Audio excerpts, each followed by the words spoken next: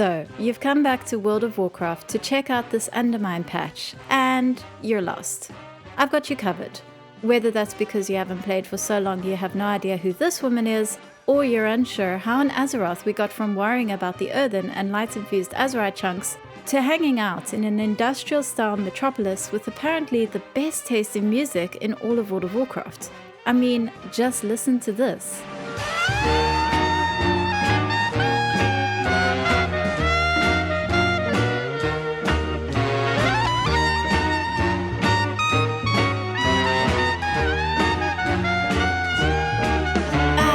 So good, I love it so much. Right, the story you need to know.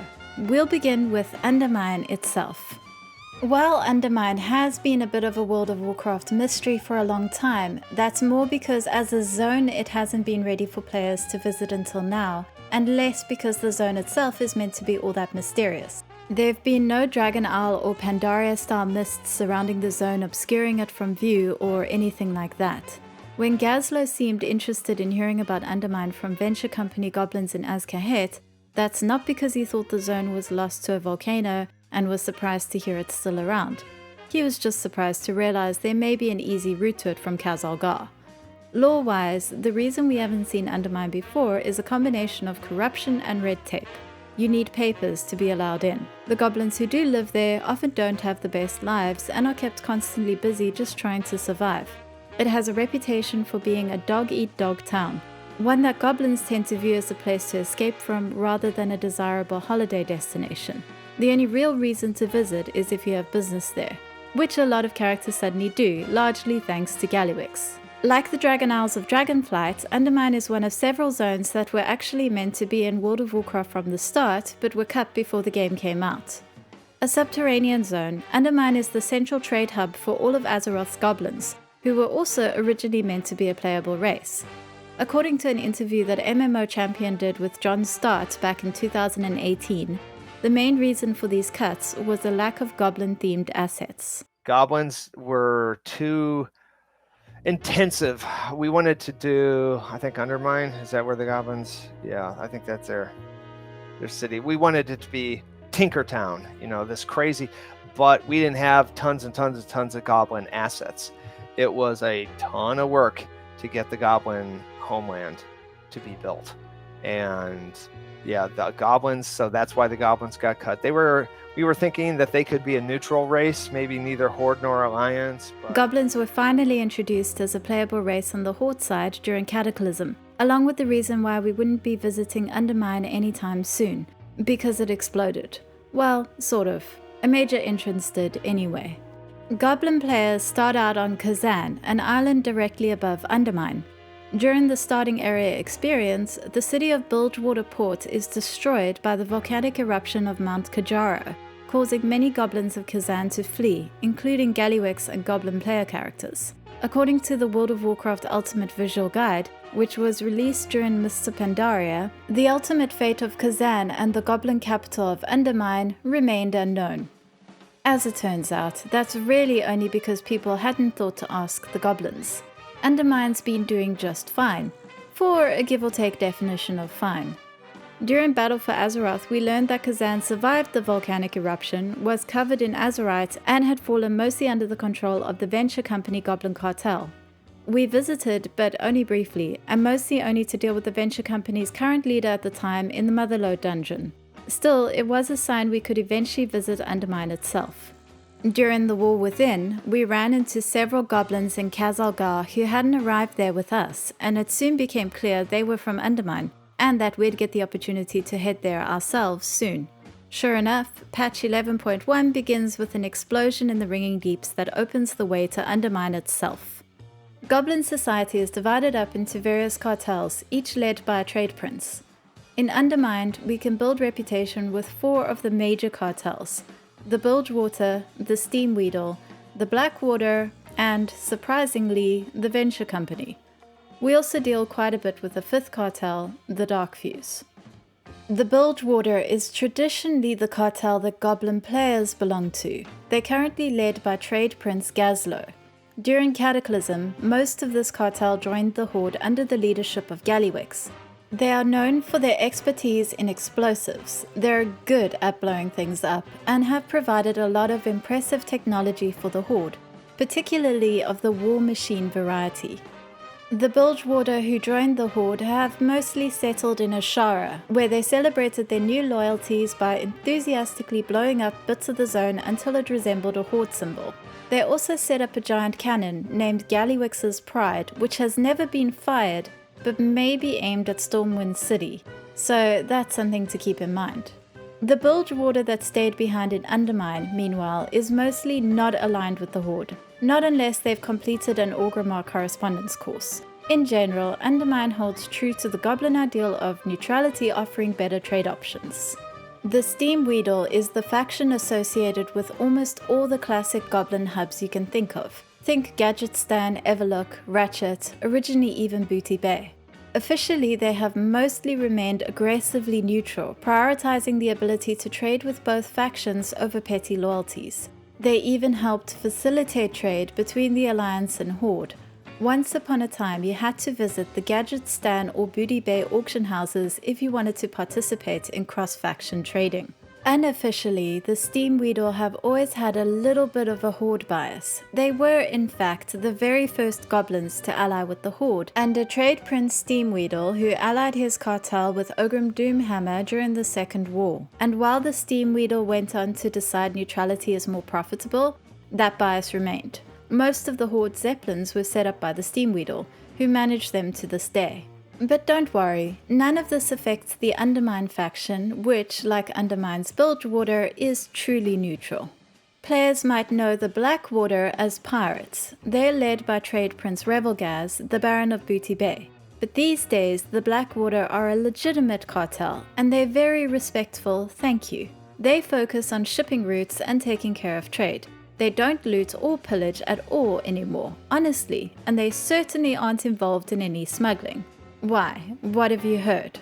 Even as pirates, the Blackwater were considered to be the respectful sort. They'd steal from the rich who had too much anyway, not from little old ladies sort of thing. The Bloodsail Buccaneers, on the other hand, they are the sort to steal from little old ladies and kill them as well. The Blackwater hate the Bloodsail, and vice versa. But again, none of this affects the Undermine faction. You can be hated by the Blacksail in Booty Bay, or loved by them, but it won't affect your dealings with them in Undermine at all. Due to their history, it's possible the Blackwater cartel have more non-goblin members than usual, such as the Tauren Fleet Master Seahorn, Revilgaz's trusted advisor and long-term partner, in piracy.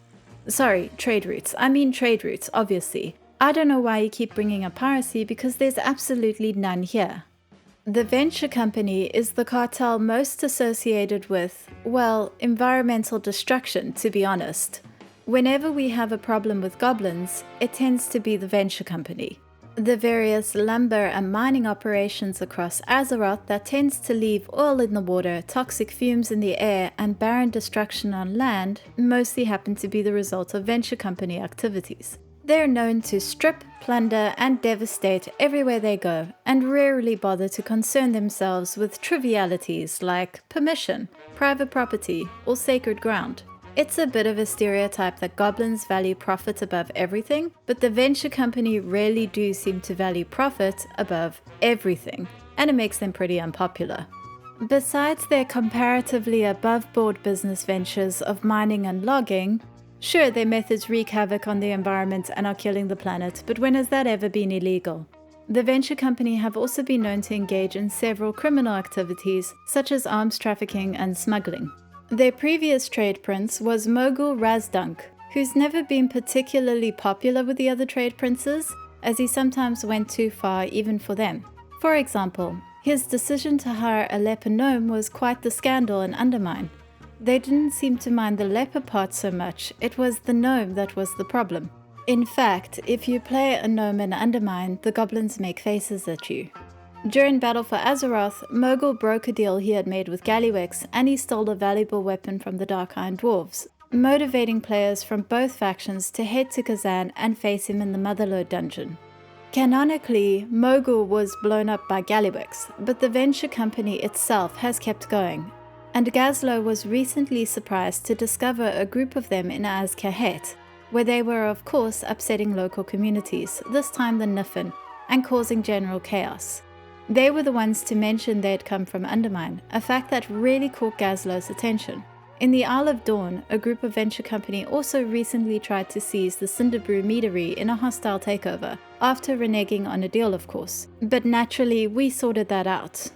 The venture company as a cartel have thoroughly earned their reputation. Trusting them rarely seems to work out. But it's also worth remembering some of their biggest victims are the workers themselves. Like Gallywix, they're known to severely underpay and overwork the goblins relying on them, often forcing them into dangerous and even deadly working conditions. More than any other cartel, this is probably the one that most needs to unionize. The Darfuse is a faction we can't join, as far as we know. There are some hints that we might be able to unlock them later down the line, but we'll have to see how that plays out. They're not as established a cartel as the others, and mostly act as Gallywix's personal enforcement. Talking of, few goblins embody goblin avarice and accomplishment quite like just the Gallywix. Blizzard artwork routinely portrays him alongside piles of gold, which also litter the floor of his room in his pleasure palace in Ashara, which, with its giant sculpture of his own head, remains one of the most impressive displays of self-adoring tastelessness that exists in Azerothian real estate to this day. But you will be able to outdo that when player housing comes around and you can decorate your own pleasure palaces, won't you? Yes, of course you will. I believe in you. Possibly more than any other goblin, Jaster Gallywix is synonymous with wealth. But it wasn't always that way. Gallywix grew up in Drudgetown, which goblin players may remember was the rundown side of Kazan. His mother was a pirate, and Gallywix was raised by his father, a penniless tinker who cared a lot more about inventions than making money, and who was pretty bad at both. Goblins tend to have a special interest in either engineering or trade, and Gallywix was of course a lot more interested in the latter. By the age of 10, he had taken control of his neighborhood, including his own father's business. Gallywix's philosophy can be condensed into one word: win, and he'll cheat, exploit, and steal every chance he gets if that helps him with that goal. This obviously doesn't make him a lot of friends. Goblin player characters canonically hate him. Apparently his own mother has tried to have him murdered, multiple times. You may be surprised to learn he's in love with a goblin who tries to have him killed routinely. Every year he sends her a portrait of himself enjoying his riches. She sends back plain boxes wired with explosives. As far as he's concerned, they're in a long-distance relationship. When Mount Kaja'mite erupted, Gallywix used it as an opportunity to extort other goblins, including the player character, out of their life savings, and to enslave them as well. Unfortunately, despite the player managing to defeat Gallywix and end the whole slavery situation, Thrall was suffering from a rare disease that makes you select the worst possible leaders for the Horde at the time, and he allowed Gallywix to stay on his trade prince in the name of offering him a chance to redeem himself. It has to be said, the Bilgewater did exceptionally well under Gallywix, at least in the sense that there were a lot of profits that mainly just Gallywix enjoyed. Gallywix didn't get to where he was by changing his ways just because someone asked him to, and his leadership style continued to prioritize his own power and profits over everything else, while making an effort to stay on the good side of whoever was war chief at the time. During Battle for Azeroth, Gallywix became particularly useful to war chief Sylvanas. He revealed the fact that the goblins mined azurite in Undermine shortly before the Cataclysm, long before anyone else had heard of the amazingly powerful substance. Given the fact that azurite is the crystallized blood of Azeroth itself, this suggests part of Undermine goes very deep, and in fact Gallywix suggested that's what caused the eruption of Mount Kaja'mite, and not Deathwing as we previously assumed. Unfortunately for Gallywix, Sylvanas abruptly left the Horde after a revolution, leaving him in a precarious position. Shortly afterwards, Gallywix quietly resigned from his position of Bilgewater Trade Prince and disappeared. He was later seen in the Shadowlands, where he somehow managed to find his way to Tazavesh, the Veiled Market, and seems to have been making a deal with the brokers there. Sometime since then, he returned to Undermine, where he pretty much completely took over. All the cartels report to him now, whether they're happy about that or not. and because it's Gallywix, they're not. Pretty much nobody seems happy under his rule. It took a while for Thrall to realize Gallywix had disappeared. I guess expecting him to keep too close an eye on the faction he had cheerfully given over to a slaver would have been too much to ask. I'm extremely bitter about this, can you tell? But when it did become clear the Bilgewater needed a new trade prince, Thrall finally made a good decision and asked his old friend Gazlowe to take the job. Gazlowe has traditionally remained neutral and was part of the Steamwheedle cartel, but he's always been friendly with Thrall in particular and has done a lot of work for the Horde, including helping to build and rebuild Orweyna, as well as the Horde's garrisons on alternate Draenor. In other words, let's hope he stays in Undermine for a really long time, because if we can get literally any other contractor for the new Horde player housing zone in Durotar, maybe we stand a chance of some housing options other than spiked barracks. Like, I appreciate all your hard work over the years, Gazlowe, but enough already. If Gallywix represents the worst of goblin nature, a paragon of self-interest, amorality, and greed, then Gazlowe represents the best. Innovative, hardworking, and brilliant. Gallywix is known to be an oppressive and brutal leader, hated by his own people, the goblins working under him often paying the fatal price of his cost-saving decisions. Gazlowe has a reputation for being the best boss in the business, and as a result inspires incredible loyalty. In short, Gazlowe is known for fixing things, and for absolutely excellent workmanship. In the War Within, Gazlowe has journeyed to Khazalgar as part of the war effort against Xal'atath, but has been surprised to find goblin activity all over the place, including goblins from Undermine. He's also wound up working with Renzik, an alliance goblin, investigating activities that concern not just both of them, but all goblins. Renzik, the Shiv, is a member of the SI-7, the Alliance Secret Service Agency. He was orphaned young and spent a penniless childhood in Undermine before eventually joining a minor cartel and becoming an enforcer for a pretty nasty trade prince. While investigating a stolen shipment of explosives, Renzik ended up encountering Matthias Shaw, who managed to convince him there could be a better way than being the boot who keeps the oppressed down. So Renzik left Undermine and joined the SI-7 to do some good in the world. I'm not going to comment on the role of secret police in general. This is a fantasy game, so I guess the fantasy of good cops is allowed. Renzik has kept himself informed of the activities in Undermine and has shown recent concern for the well-being of goblins in general. Around the same time that everyone else was visiting Siren Owl, Renzik journeyed to the Ringing Deeps in order to investigate mining operations that turned out to be run by Gallywix. Renzik's motivations are personal. His investigations are not related to his work for the SI-7. It's here where he joined up with Gazlowe, who's also concerned about goblin interests, and Orweyna, who's very worried about the fact that Gallywix's mining operations seem to involve the Black Blood. Despite being a main character throughout Undermine's campaign, Renzik does not have any voiced lines. It's hard to know why this is, or if it'll ever be fixed. I've seen some speculation that it could have something to do with the voice actor strike, but I have no way of knowing if that's true, though of course I support the voice actors either way. While I hope Renzik will eventually get a voice, I also choose to believe the reason for his silence is because he's worked as a secret agent for so long, he just speaks in a very, very soft whisper. Too soft to hear. Marin Noggenfogger is the current trade prince of the Steamwheedle cartel and a skilled alchemist. Players probably know him best from his Noggenfogger elixir, which famously has all sorts of fun side effects. Marin and Gazlowe are old friends and in fact left Undermine and joined the Steamwheedle together. Marin is known to be very pompous, but also very much in love with his wife, Sprinkle, who seems to be a good influence on him. Recently, he agreed to join Gazlowe in an effort to push for better conditions for goblins in general. Trade Prince Revilgaz is the Baron of Booty Bay, and as I mentioned before, most players will recognize him as the ruthless leader of the Blackwater pirates. You may remember him from the recent Blue Dragonfly questline, where a young blue dragon named Zeros had fallen into the Baron's debt.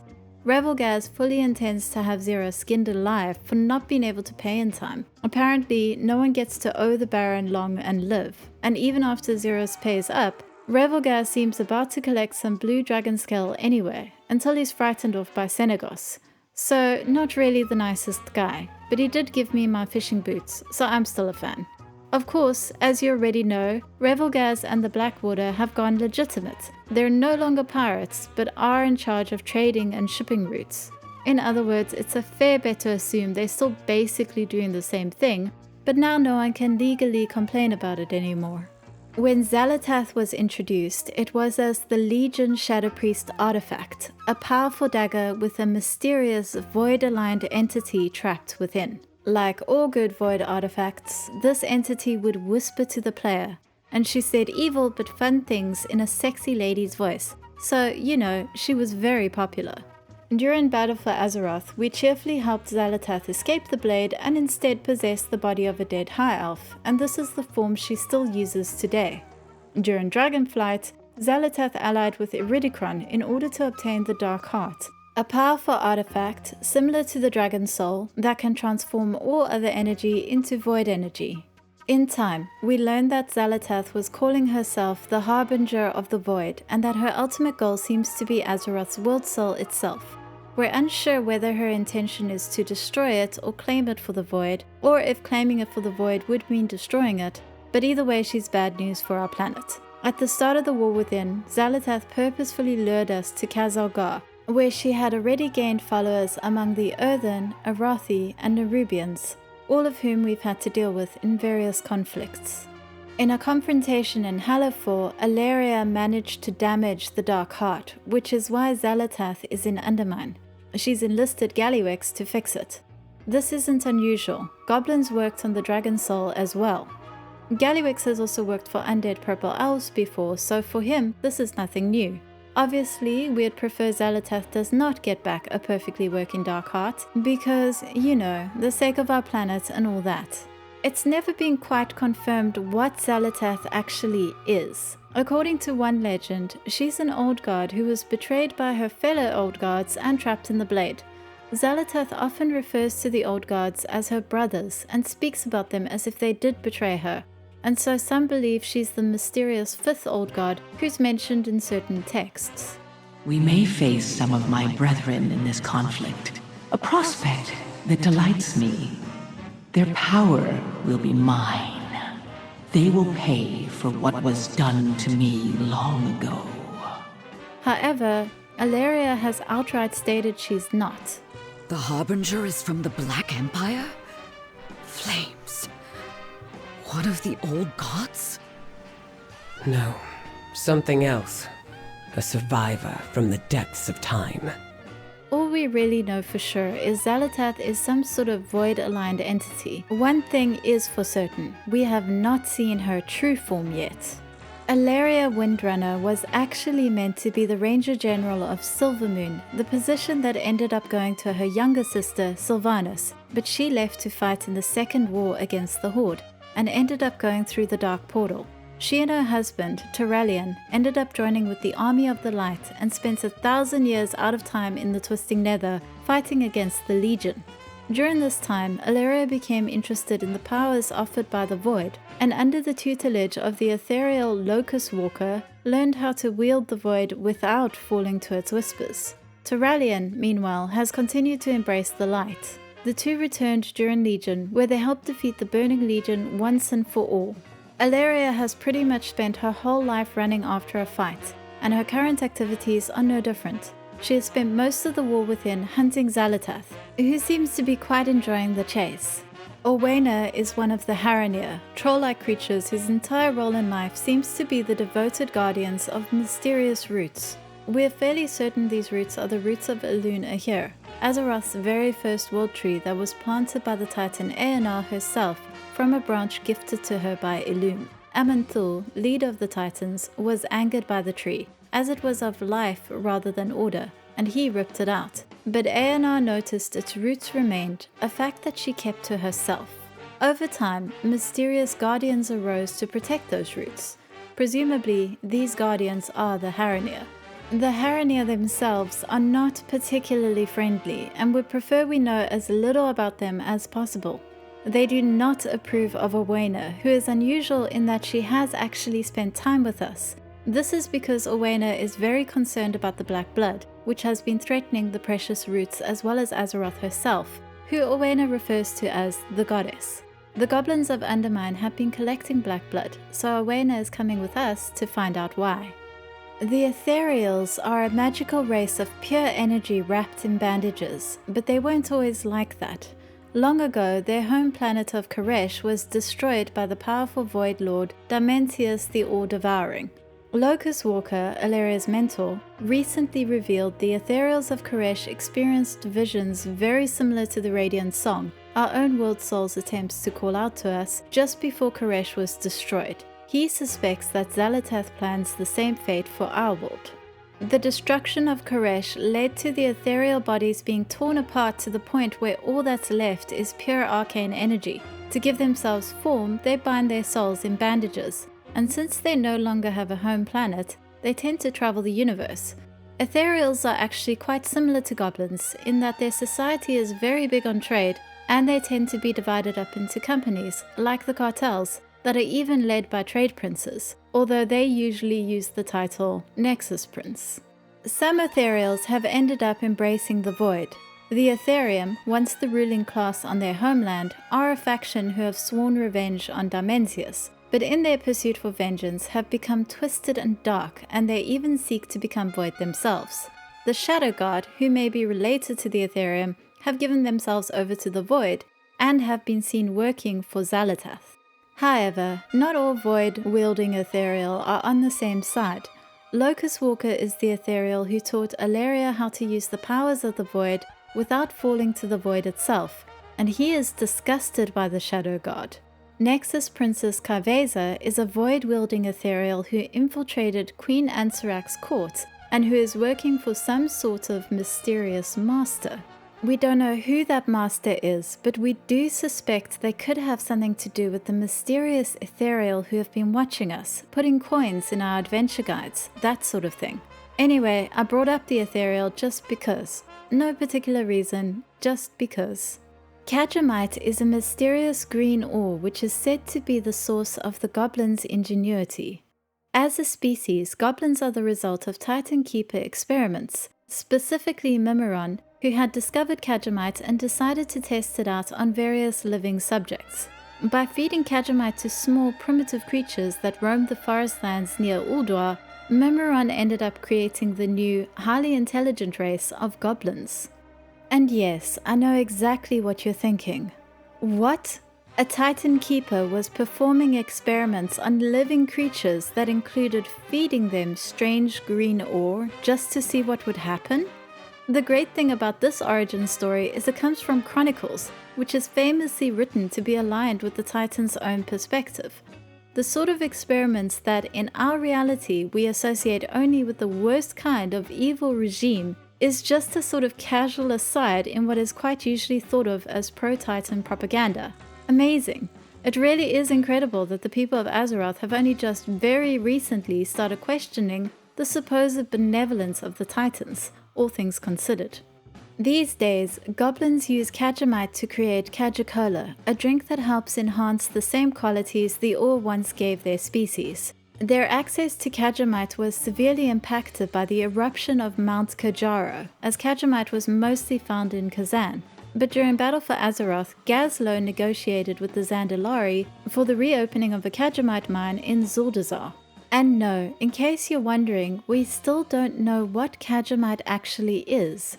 We do know it's important enough to Goblin Society to be worth asking questions, like, why can it change living creatures in such fundamental ways? And I'm almost out of time, but the last bit of lore we really should go over is Black Blood. Black blood is the blood of the old gods. It has all the effects and dangers you might expect from something associated with them, and it's been welling up all over the place in Khazalgar lately. The catalyst that started the spread seems to be Azeroth being stabbed by the Sword of Sargeras. Despite, or more accurately because of how dangerous it is, the goblins under Gallywix have been mining it a lot lately. We'll find out more soon. But for now, that's pretty much all the lore you need to know for Undermine. I hope this helps you feel up to date so that you can enjoy the zone, because I must say it's one of my favorite patches of all time. Of all time. As a Goblin main, I really couldn't have asked for better. You can feel the people who worked on Undermine really get goblins, and I love that. But what about you? Are you enjoying it so far? Are there any Undermine related lore questions you still have? Let me know in the comments below. If you enjoyed this video, you can always like, subscribe, comment, share, you know, all that good YouTube stuff. I'd also like to gently highlight my Patreon where you can support the channel directly. So while that's all for now, hopefully I'll see you again soon.